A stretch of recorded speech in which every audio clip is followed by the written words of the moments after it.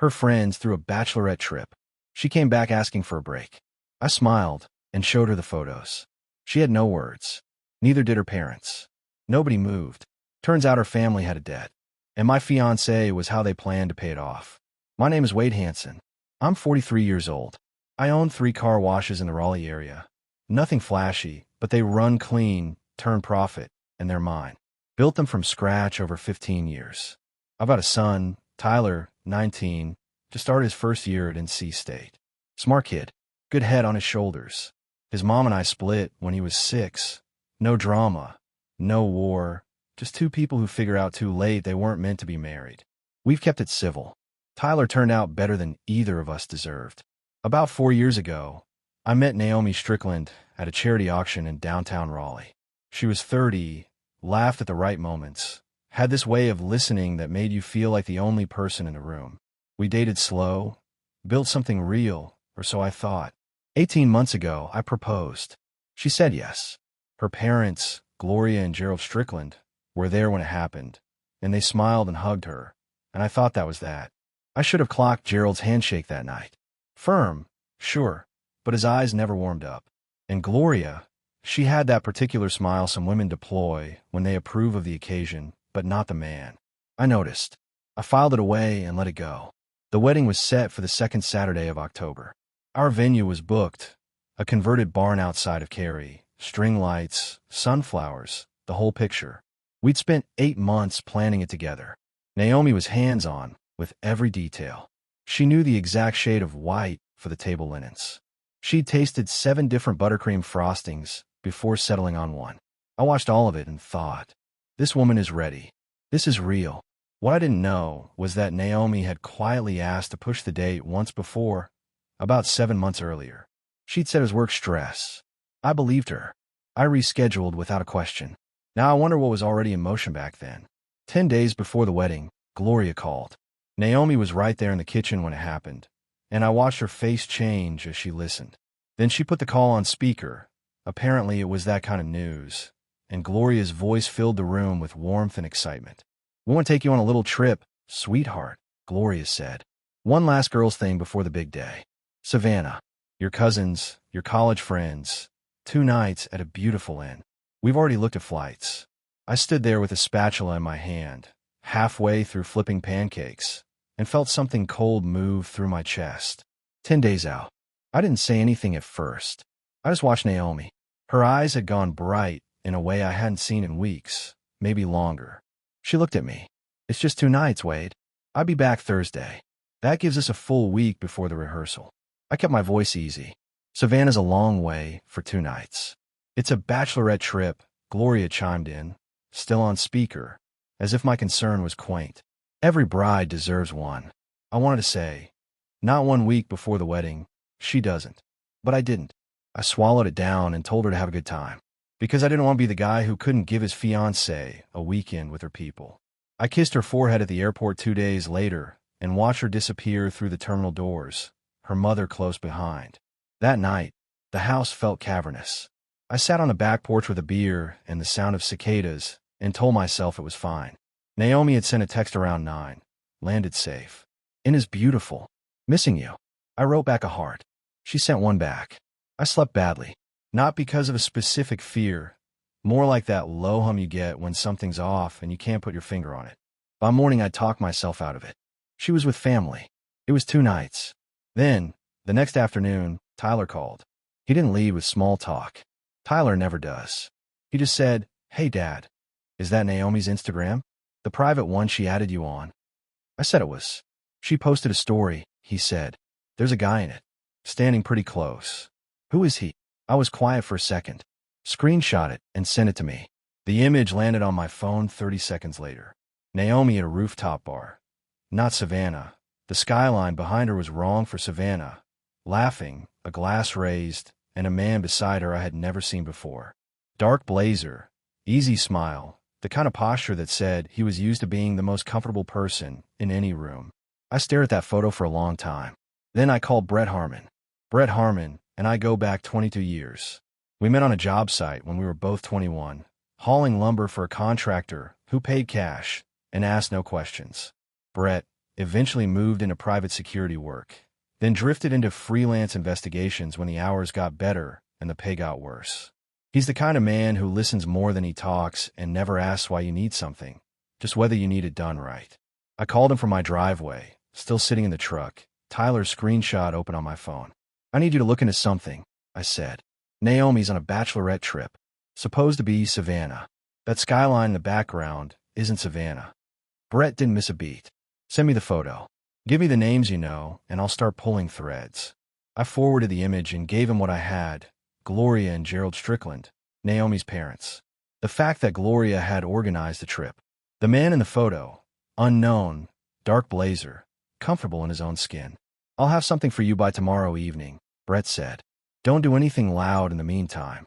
Never do, I told him. I went inside and made dinner I didn't eat. The house had that particular silence that only shows up when someone who's usually in it is gone. I washed the dishes, sat on the couch, and pulled up Naomi's Instagram again. The story had already disappeared. The 24-hour window had closed. But I'd seen it. Tyler had seen it. And now Brett was on it. Around 10 that night, Naomi texted, "Having so much fun. Everyone says hi. Miss you, babe." I typed back, "Miss you too. Sleep well." I didn't sleep at all. The next morning I drove out to check on the Garner location. One of my 3 car washes, the busiest one. Standing there watching the equipment cycle, listening to the hum of the brushes, I did what I always do when something's eating at me. I kept my hands moving and my mouth shut. 2 of my crew leads flagged a pressure issue on Bay 3. I dealt with it. Normalcy is a useful mask. Brett called at 6:47 that evening. "Her name is Colton Lane," he said. Well, his name. Colton Lane, 36. His father is Raymond Lane. Runs Lane Capital out of Charlotte. Commercial real estate, private equity, the whole package. The son has his fingers in a few ventures, mostly funded by daddy, but he presents well. Drives the right cars. Wears the right watch. I leaned against the kitchen counter and said nothing. Brett kept going. "They're not in Savannah, Wade. They're in Charleston. High-end Inn on the Battery. I've already confirmed Colton Lane checked in 2 days ago. Same property, same dates as Naomi and her parents. Her parents are there too," I said. It wasn't a question. Gloria and Gerald checked into the same in the morning Naomi arrived. They're all under the same roof. He paused. "There's something else." I did some digging on the Strickland family finances. Gerald has a business loan he hasn't paid down in 4 years, taken out through a private lending firm. The firm traces back to Lane Capital. The kitchen went very quiet around me. "How much?" I asked. $340,000, Brett said. "Give or take." I set my coffee mug down on the counter slowly, deliberately, like if I moved too fast something would shatter. "So she's not on a bachelorette trip," I said. "She's at a curated introduction," Brett said. I don't know how much Naomi knows about the financial piece, but her parents know exactly what they're doing. I thanked him and told him to keep watching. He said he'd have photos and documentation within 24 hours. I hung up and stood in my kitchen for a long time without moving. Here's what I didn't do. I didn't call Naomi. I didn't text Gloria. I didn't drive to Charlotte and knock on Raymond Lane's door. I stood there, let it settle, and started thinking. Because here's the thing about being a man who built something from nothing. You learn early that a bad reaction costs more than the problem itself. The guy who blows up the moment things go sideways loses. Every time. I'd spent 15 years making decisions with a clear head under pressure. I wasn't going to stop now. That night, my mom called. Norma Hansen, 68 years old, sharp as a tack and twice as direct. She asked how the wedding prep was going. I told her fine. She was quiet for a second, then said, "You sound like your father did the week before something went wrong. You sure everything's okay?" "Not yet," I said. "But it will be." She didn't push. She never does. She just said, "Tyler called me today. He sounded worried about you." That hit somewhere I wasn't expecting. After we hung up, I sat at the kitchen table and opened my laptop. I started a document. Not a plan. Not yet. Just notes. What I knew. What I still needed to know. What I was going to do when I knew enough. The next morning, Brett sent the first folder. I opened it, and everything I'd been hoping wasn't true turned out to be exactly that. Brett sent the files at 6:14 in the morning. I know the exact time because I hadn't slept more than 2 hours, and I'd been watching my phone like it owed me something. I poured a coffee, sat at the kitchen table, and opened the folder. It was organized the way Brett always organizes things. Clean, methodical, no fluff. A summary page first, then photos, then documents. I read the summary, standing up, then had to sit back down. Colton Lane had checked into the same Charleston Inn as the Stricklands on Tuesday evening, confirmed by a reservation receipt Brett had obtained through a contact at the property. He wasn't a coincidence. He was the reason for the trip. The photos came next. Brett had a source on the ground who'd spent a day in the area. The images were taken from a distance, but were clear enough. Naomi and Colton at an outdoor restaurant on the waterfront. Her leaning forward over the table, him talking with his hands, both of them laughing. Another one on a cobblestone street, walking side by side, not touching but close. A third of what looked like a rooftop bar, the harbor behind them. Naomi had a glass of wine. Colton had his arm resting along the back of her chair. Not around her, not quite, but not nowhere either. And then there was the video. Brett had flagged it with a note. Lane recorded this himself. Pulled from his public Instagram story before he deleted it. 11 seconds. I press play. Colton's face in selfie mode, grinning.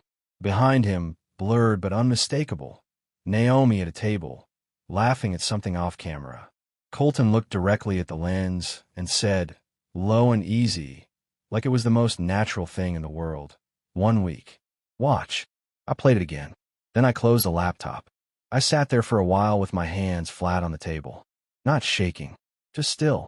The next document was a receipt from a jewelry boutique on King Street in Charleston. Colton Lane had purchased a bracelet, rose gold, engraved, $340. The receipt had Naomi's name in the notes field. A gift. Already bought. Brett had added a note at the bottom. Confirm whether item was received. Source indicates yes. I thought about that bracelet for a long time. Then I called Brett back and told him to keep building the file. I wanted everything documented. Dates, times, receipts, photos. He said he'd have the full package ready by the time Naomi landed Thursday. After I hung up, I went out to the Apex location and spent 4 hours doing physical work. Replacing a worn roller assembly on Bay 2, resealing a drainage joint, touching up paint on the signage. My crew gave me space without me asking for it. Men who work with their hands know what it looks like when a man needs to think without being bothered. That evening, Casey Hara called me. Casey was Naomi's best friend from college. Sharp, no nonsense, the kind of woman who says what she means and doesn't apologize for it. She and I had always gotten along fine. She called from what sounded like a parking lot. Voice low. Wade, she said, I need to tell you something, and I need you to hear it calmly. I'm calm, I said.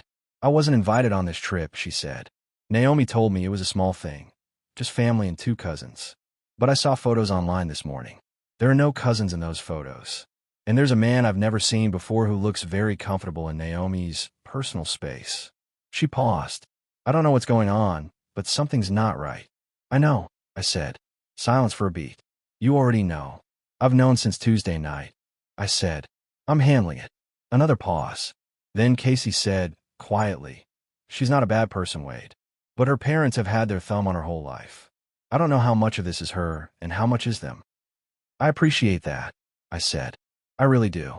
But right now I need the full picture before I decide what I think. She said she understood. She also said she was available if I needed anything. I told her I'd remember that. I went to bed that night with the folder on the table and a clear enough head to know what the next 2 days had to look like. Thursday came the way bad days usually do. Quiet, ordinary looking, no warning on the label. I'd spent Wednesday doing the things that keep a life running. Payroll for the car wash crews, a call with my insurance broker, a long overdue conversation with my accountant about expanding the Apex location. Normal things. Useful things. I did them all with a folder, sitting in a manila envelope on the passenger seat of my truck like a stone I was carrying from place to place. Brett had delivered the complete package Wednesday afternoon. More photos. Hotel folios showing Gloria and Gerald on the same floor as Naomi. A copied receipt for a couple spa treatment. Booked under Colton Lane. 1 male, 1 female, same day. Naomi had signed the intake form. Her signature, clear as daylight. I looked at that signature for a long time. The other document that stopped me cold was a screenshot Brett had pulled from a now-deleted post by one of Colton's friends. A guy who apparently couldn't help himself. The caption read, "See finally making his move. Dad's been setting this up for months. She's something else. Posted Tuesday night. Deleted by Wednesday morning. But Brett had it. Dad's been setting this up for months. I read that line maybe a dozen times. Then I put the folder away and didn't open it again until I needed to. Thursday morning, I checked in with Tyler. He'd texted the night before to ask if I was okay. I called him instead of texting back. Felt like the right thing to do. I'm good, I told him. What you sent me Monday. That mattered. Don't second guess that. Tyler was quiet for a second. Is it bad? It's what it is, I said. I've got it under control. You need me to come home? Stay at school, I said firmly. Do your thing. I'll call you when there's something to tell. He didn't push. He said, okay, Dad.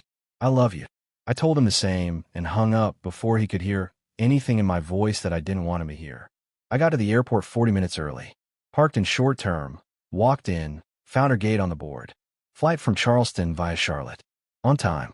I stood near the arrival's exit with my hands in my jacket pockets and the manila envelope in the truck. I hadn't brought it in with me. Not yet. She came through the doors 20 minutes after landing. Rolling carry-on, sunglasses pushed up in her hair. Tired the way travel makes you tired. She saw me, and her face did something I'd never seen it do before. A flicker, half a second, like she was recalibrating. Then the smile came up. She hugged me. I hugged her back, solid and real, because I'm not the kind of man who tips his hand before he's ready. Good trip? I asked. Exhausting, she said. But good. Savannah is beautiful. She said Savannah, not Charleston. I picked up her bag and walked her to the truck. The whole ride she talked about the inn, the food, how her cousins were doing. I listened, asked 2 or 3 easy questions. She filled in every gap without me prompting her. She never mentioned Colton Lane. Not once. I pulled into the driveway and cut the engine. Before she opened her door, I said, easy and even, did you get any gifts while you were down there? She turned to look at me. Something shifted in her eyes, just for a moment. What do you mean? Souvenirs, I said. Anything like that. Just a candle, she said. From a little shop on the main street. I nodded. Okay. We went inside. She showered and changed, and we ate dinner at the kitchen table like nothing was wrong. She talked about the wedding seating chart. I passed her the salt when she asked for it. The manila envelope sat on the counter the whole time. She didn't notice it. Or if she did, she didn't ask. That night, lying in the dark, I listened to her breathing slow and to sleep and thought about a rose gold bracelet with her name engraved on it, sitting somewhere in her luggage 2 rooms away. Tomorrow, I decided. We'd talk tomorrow. Friday morning came in gray and still. I was up before 6, dressed, coffee made, the manila envelope sitting on the kitchen counter where I'd left it the night before. I hadn't moved it. I wanted her to see it first thing. Not as a threat, as a fact. Something already present in the room before the conversation started. Naomi came downstairs around 7:30 in her robe, hair loose, eyes still soft from sleep. She poured herself a coffee and leaned against the counter across from me. We talked for a few minutes about nothing. The weather, whether the Apex location needed new signage, what we were doing for dinner. Normal morning conversation. The kind that fills space without meaning much. Then she set her mug down and looked at me with an expression I'd never seen on her before. Careful. Pre-constructed. Like she'd been rehearsing it.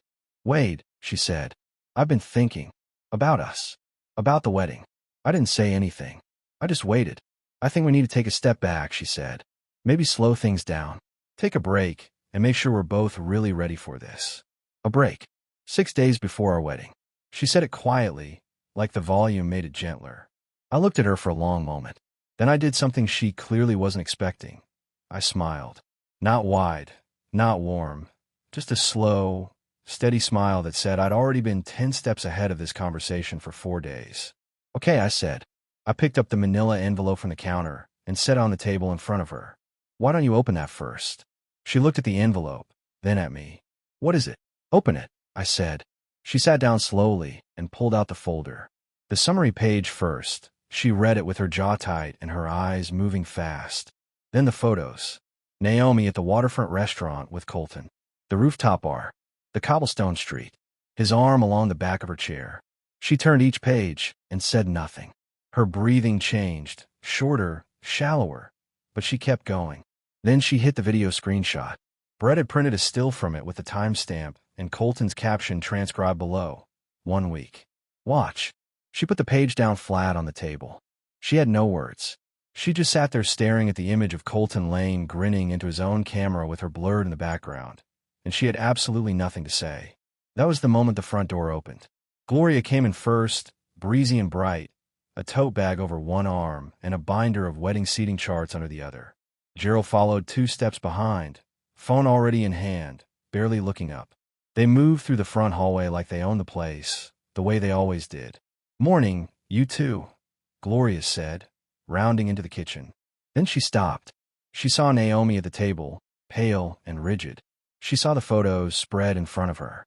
She saw me standing against the counter with my coffee and my expression that wasn't asking any questions. Gerald walked in behind her and stopped too. Nobody moved. Nobody said a word. The kitchen held all 4 of us in silence, so complete I could hear the refrigerator hum. Gloria recovered first. She always did. She set her tote bag down and said, voice carefully light, "What's all this?" "That," I said, "is what your daughter's bachelorette trip actually looked like." Gloria's expression tightened at the corners. Gerald finally put his phone away. Naomi looked up from the table. Her voice, when it came, was barely above a whisper. "Mom, who is Colton Lane?" Gloria opened her mouth and said something about an old family friend, a harmless introduction, nothing serious. I let her finish. Then I reached across the table and turned to the financial summary Brett had included. Gerald's outstanding loan, $340,000. The lending entity traced back to Raymond Lane's holding company. I slid it across to Gerald. He looked at it. His face didn't move, but something in his posture changed, a slight settling, like a man who'd been waiting for a shoe to drop finally hearing it hit the floor. "You want to explain that to her?" I asked him. "Or should I?" Naomi looked from the document to her father. "Dad, what is this?" Gerald said nothing. Gloria jumped in. Something about a business arrangement, about wanting the best for Naomi, about how Colton was a good man from a good family, and she would have seen that if she'd just given it a chance. Her voice stayed smooth and controlled, the voice of a woman who had talked her way out of things her whole life. I didn't interrupt. I let every word land in the room and sit there. When Gloria finished, Naomi turned to me. Her eyes were glassy, and her jaw was set. "Wade, I want you to know that nothing happened between us." I wouldn't. "I believe you," I said. "And I did mostly, but you were there for 3 days. You had dinners with him. You let him buy you a bracelet." I watched her eyes flinch at that. "And you came home and told me you'd been in Savannah." She closed her eyes. "You didn't fight it," I said quietly. "You didn't call me. You didn't walk out. You let them run the whole play, Naomi. And then you came home and asked me for a break." The room was very still. Gloria said, sharp and defensive, she was just keeping an open mind. "That's not a crime." I looked at Gloria. "No," I said. "But lying to the man your daughter is supposed to marry next week is something." Gerald finally spoke. His voice was flat and measured. "Let's not blow this out of proportion." "I haven't raised my voice once," I said. "That's not blowing anything out of proportion. That's just telling the truth in your direction for a change." Naomi pushed back from the table and stood up. She looked at her parents like she was seeing them clearly for the first time and didn't entirely like what she found. Then she looked at me, and in her eyes I saw something complicated, guilt and grief, and maybe the beginning of understanding exactly what had been done. I picked up my coffee, took a sip, and waited. I had nowhere to be. The silence in my kitchen lasted about 30 seconds before Gloria decided she'd had enough of it. "Naomi," she said, her voice shifting into that particular register, warm, reasonable, the voice she used when she was managing a situation. "Sweetheart, nobody is trying to hurt you. We just wanted you to have options. That's all this was." Naomi was still standing. She hadn't moved back toward the table. She hadn't moved toward me either. She stood in the middle of the kitchen like a woman, trying to figure out which direction was forward. "Options," Naomi repeated. The word came out flat. "You flew me to Charleston and sat me down across from a man I'd never met a week before my wedding. And you're calling that options?" Gloria pressed on. "Colton is a wonderful man. His family is established, respected. His family is owed $340,000 by ours," I said. The room went quiet again. I looked at Gerald. He was standing by the counter now, arms crossed, jaw tight. He had the expression of a man who'd calculated every angle on this, and still ended up in the wrong room. You want to talk about that, Gerald? I said. Or are we still pretending this was about Naomi's happiness? Gerald unfolded his arms. That loan has nothing to do with. It has everything to do with it, I said. My voice stayed even. You owe Raymond Lane's company $340,000. Your daughter was the exit strategy. That's not parenting. That's a transaction. Naomi turned to her father. Is that true? Gerald looked at her, and for a moment I saw something almost human in his face, something close to shame. Then it closed back up. It's more complicated than he's making it sound. Then uncomplicated, Naomi said. Her voice had an edge I hadn't heard before. Right now. Explain to me how this is complicated. Gloria stepped forward. The loan is a separate matter entirely. Colton expressed interest in you completely on his own. That's not what the emails say, I said. Gloria stopped. I reached into the folder and pulled out the printed copy of Brett's documentation, the social media post from Colton's friend, the reference to Raymond Lane, setting things up for months. I laid it on the counter where Gloria could see it without me having to hand it to her. She looked at it. The smooth confidence she'd worn since she walked and started showing its seams. Dad's been setting this up for months, I said, reading the caption aloud. That's a direct quote from a man who was there. Naomi sat back down. Not because she was giving up. She sat down because her legs needed a rest from holding the weight of what she was finding out. She pressed her fingers against her forehead and looked at the table. I didn't sleep with him, she said, quietly, to no one in particular. I want that on the record. Nothing happened. I'm not accusing you of that, I said. But you're accusing me of something, she said, looking up. I'm saying you knew something was off and you didn't call me, I said.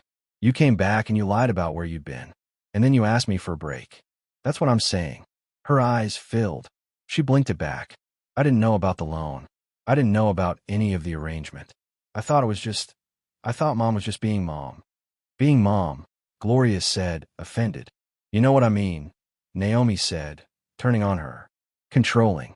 Pushy. I thought it was one of your things. I didn't realize you'd actually made some kind of deal. We made no deal, Gloria said firmly. Then why does Raymond Lane's holding company have Gerald's signature on a loan agreement? I asked. Gloria had no answer for that. Gerald shifted his weight. We'll handle the loans separately. That's between us and the Lanes. It stopped being between you and the Lanes the moment you put Naomi on a plane to Charleston, I said. The room held that for a moment. Then Casey's name flashed on my phone screen. She was texting, not calling. I glanced at it without picking it up. She'd sent one line. She got the bracelet. I saw it in her bag last night when she came home. Rose gold. Engraved. I set the phone face down. There's a bracelet, I said to Naomi. Rose gold. Engraved. Colton bought it for you at a boutique on King Street. You brought it home. Naomi's face went through several things at once. I was going to return it, she said. I didn't ask for it. He gave it to me at dinner, and I didn't know how to. You kept it, I said. Not cruel. Just true. She didn't answer that. Gloria tried once more. Wade, you're taking one piece of this and building a case. I have the whole folder, Gloria, I said, patting the envelope on the table. Photos, financial records, a video Colton shot himself, a receipt with Naomi's name on it. It's all in here. I've been building the case since Tuesday night, because that's what a man does when something doesn't feel right. I looked around the kitchen at all three of them. Gloria with her binder of seating charts still sitting on the counter like a prop from a play that had already ended, Gerald tight and silent and calculating. Naomi sitting with her hands pressed flat on the table like she needed to feel something solid. Here's where I stand, I said. I'm not yelling. I'm not breaking anything. I'm just a man who wants the truth in the open before we take one more step in any direction. I looked at Naomi specifically. I don't know yet what that direction is, but I'm done moving forward in the dark. Nobody argued with that. Gloria and Gerald left an hour after the kitchen confrontation. Not gracefully. Gloria tried twice more to reframe the Charleston trip as an act of maternal concern, and both times I let her finish before saying something short and accurate that she had no answer for. Gerald barely spoke at all after the loan came out. He shook my hand at the door out of pure muscle memory, and I let him because there was no point in making that smaller than it already was. Naomi stayed. She sat at the kitchen table for a long time after they left, and we talked. Not argued, just talked. She told me she'd felt something was off from the first evening in Charleston, that Colton had been too easy, too available, too convenient. She said she hadn't understood what she was walking into until she was already in it, and by then leaving felt complicated in ways she couldn't fully articulate. I listened. I asked a few questions. I didn't fill every silence with reassurance, because she didn't need me to manage her feelings. She needed to be honest, and she was being honest, and that was worth something. What she said that stayed with me was this: I've spent my whole life trusting their instincts over my own, and I didn't even realize I was doing it until I was sitting at dinner with a man my mother picked and thinking, this doesn't feel right, but maybe they see something I don't. I told her I understood that. I also told her it didn't make the week disappear. She went upstairs around noon. I went out to the Garner location, checked in with my crew lead, and spent an hour doing paperwork in the small office we keep behind the equipment room. Then I called Brett. I need one more thing, I said. The venue. Our wedding venue. I need to know if the contract has any provisions I can use if I need to make changes to the booking. Brett laughed quietly. That's a new one. I already paid a deposit. I'm not walking away from it without looking at the fine print. Brett said he'd have a look. He called back that evening with good news. The venue had a clause allowing date modification or conversion to a private event booking within 30 days of the original date, provided the total reservation value remained the same. I'd paid $18,000 down. The clause meant I could repurpose the booking without losing a dollar. I made a phone call to the venue coordinator. Friendly, professional.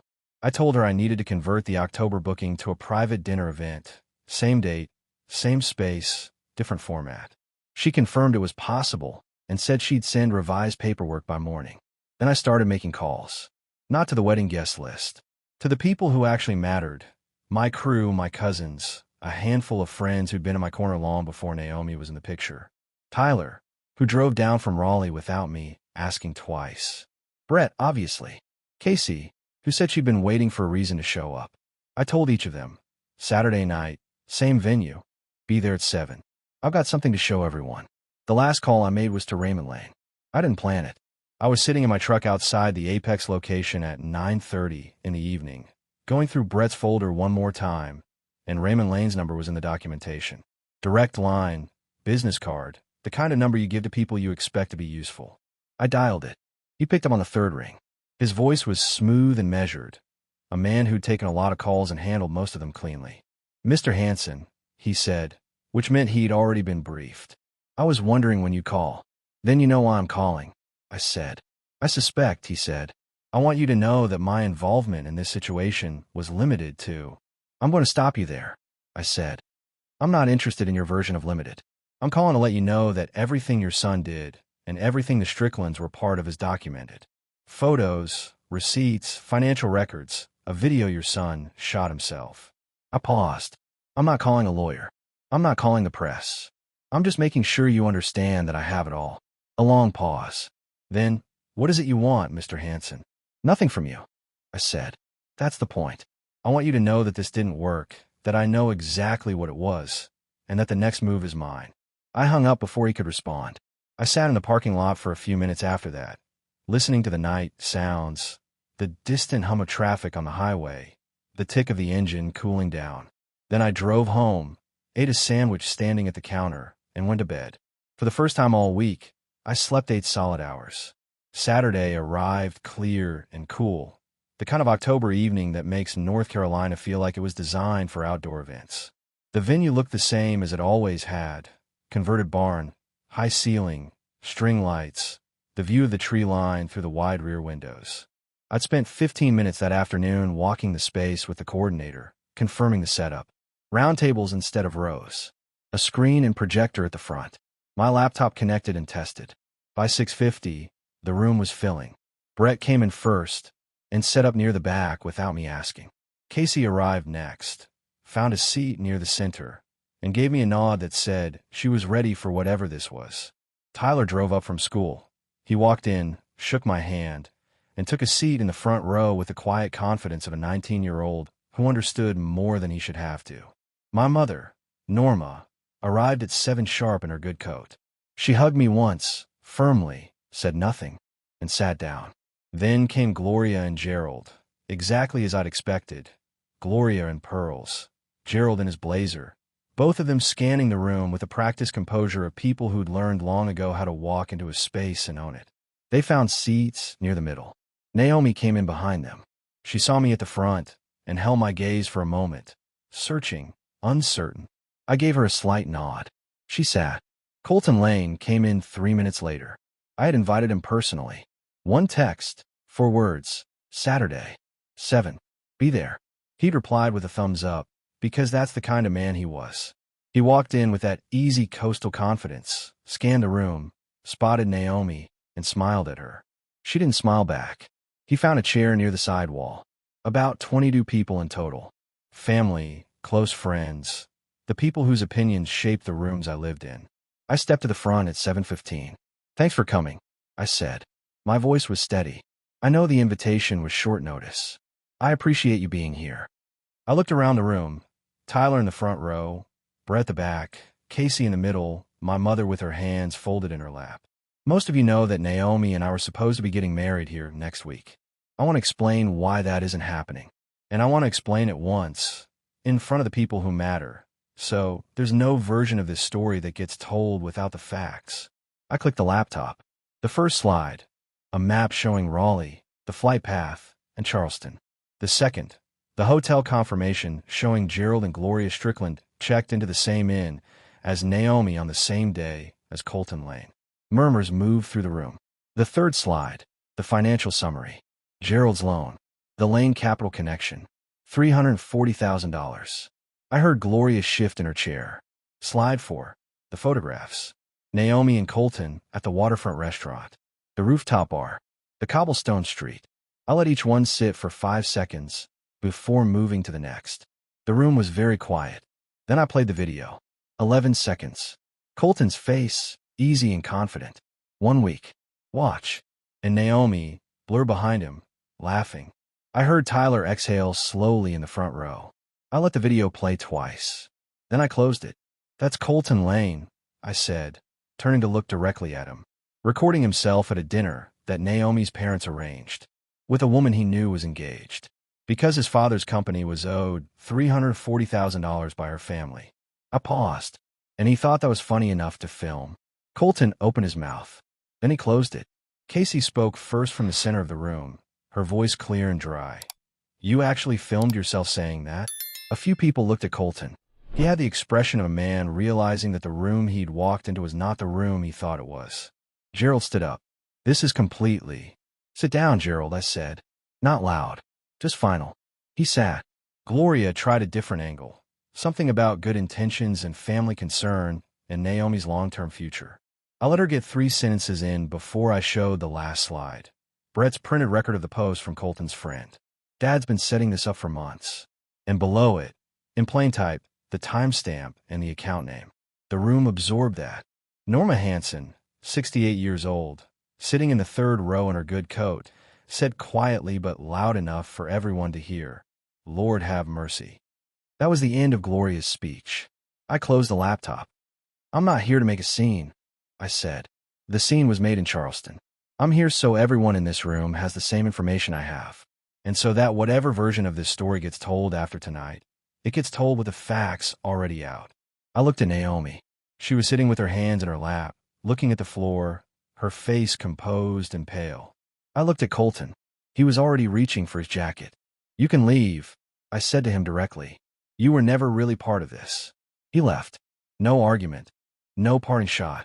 Just a man who'd miscalculated walking out a door. The room held everything else. The morning after the barn felt like the first quiet morning I'd had in 2 weeks. I woke up before sunrise, made coffee, sat on the back porch, and let the October air do what it does best, clear things out. The room had emptied gradually the night before. Colton had left first, and nobody had marked his exit as a loss. Gloria tried to pull Naomi aside near the door, but Naomi stepped away and walked out with Casey instead. Gerald left without speaking to me. My mother hugged me on her way out and said, close to my ear, your father would have been proud of how you handled that. Then she left, and that was worth more than anything else said that evening. Tyler stayed and helped me pack up the projector and fold the tables. We didn't talk much. We didn't need to. He drove back to Raleigh around midnight and texted me when he got in. I fell asleep an hour later.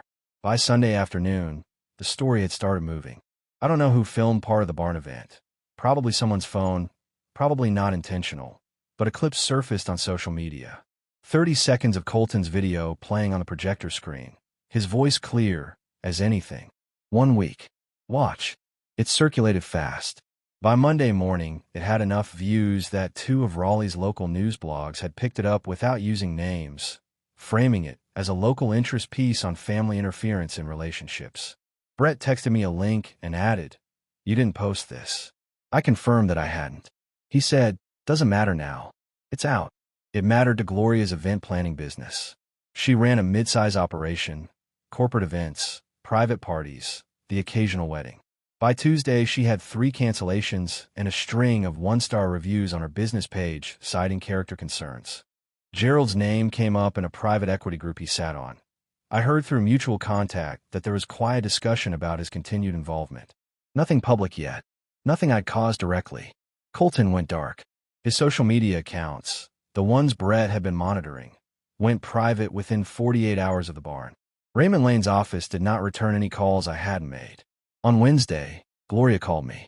Not to apologize. Not really. She said she was calling to express disappointment at how things had escalated, and to let me know that she hoped, for Naomi's sake, I would consider moving forward in a spirit of goodwill. I told her that goodwill was something you built before the problem, not offered as a trade after it. She hung up. Naomi called me Thursday. We talked for almost an hour. Honest, uncomfortable, the kind of conversation you can't shortcut. She said she'd spent the week sorting through what she actually felt versus what her parents had trained her to feel, and she was finding out those were 2 very different inventories. She said she wasn't asking for anything from me right now. She just wanted me to know she was doing the work. I appreciated that. I told her so.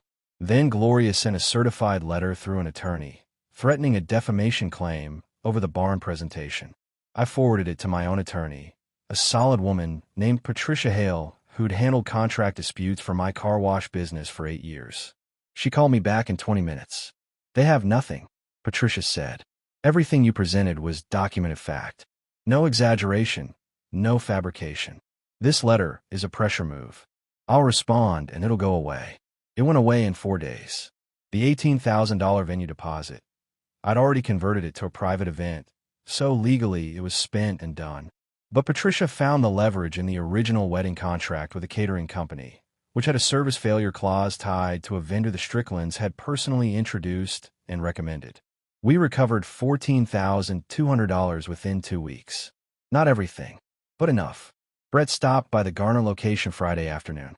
We stood in the parking lot drinking coffee out of paper cups and watching the afternoon traffic move through the bays. "You good?" he asked. "Getting there," I said. He nodded. "For what it's worth, the way you ran this. No blow-ups, no threats, no lawyers until they made it necessary. That's not nothing. It's just how it had to be done," I said. "Maybe," Brett said, "but not everyone does it that way." I finished my coffee and went back inside to deal with a pressure calibration issue on Bay 1. Normal work. Useful work. The kind that reminds you who you are when everything else is trying to redefine you. 3 months passed. The Garner location posted its best quarter since I'd opened it. I hired a new crew lead for the Apex store, a 26-year-old named Nolan who turned out to be one of the sharpest hires I'd made in years. Life moved the way life does when you stop waiting for a version of it that isn't coming. Naomi and I didn't get back together. That's the honest answer. We talked a few more times over those months. Careful, respectful conversations that both of us needed to have. She'd started seeing a therapist, she said, working through the patterns her parents had built into her over decades. I told her that was the right move. I meant it. Gloria and Gerald Strickland receded from my life the way a storm does. Loudly at first, then quieter, then just a residue you check for occasionally and find less each time. Gerald's equity group involvement ended quietly. Gloria's business recovered partially, enough to keep running, which was probably the outcome everyone deserved. Raymond Lane never called again. Colton Lane never surfaced in my orbit. That chapter was closed. Casey texted me occasionally. Updates, nothing heavy, just the small check-ins that good people offer when they don't want to make a big deal of caring. I appreciated every one of them. The thing that stayed with me most didn't happen in the barn or in my kitchen, or in any of the dramatic moments. It happened on a Sunday in December, when Tyler drove down from Raleigh for no particular reason. He showed up at noon with a bag of groceries and made a big pot of chili while I watched football in the next room. We ate at the kitchen table and talked about his classes and his roommate situation and whether NC State had a shot at a bowl game. After dinner, he handed me his phone. On the screen was a document, a university writing assignment, 1,200 words, titled, "The Man I'm Working Toward." He'd written it about me, not about my business or my decisions or the barn, about the way I'd moved through that October, the way I'd stayed steady when steadiness was the hardest thing to hold on to. His professor had written in the margin, "Rare maturity in the subject," and in the writer. I read it twice. Then I handed the phone back. "You didn't have to do that," I said. Tyler shrugged. "Professor said, write about someone worth writing about." Wasn't a hard choice. I looked at my son, 19 years old, first year of college, already more grounded than I was at 25, and thought about everything that fall had cost and everything it had clarified. I picked up my coffee. "You staying tonight?" "If that's okay," he said. "It's more than okay," I said. Outside, the December cold had settled over Raleigh the way it does, quietly, completely, turning everything a clean and honest gray. Inside, the chili pot was still warm on the stove and my son was sitting across the table from me.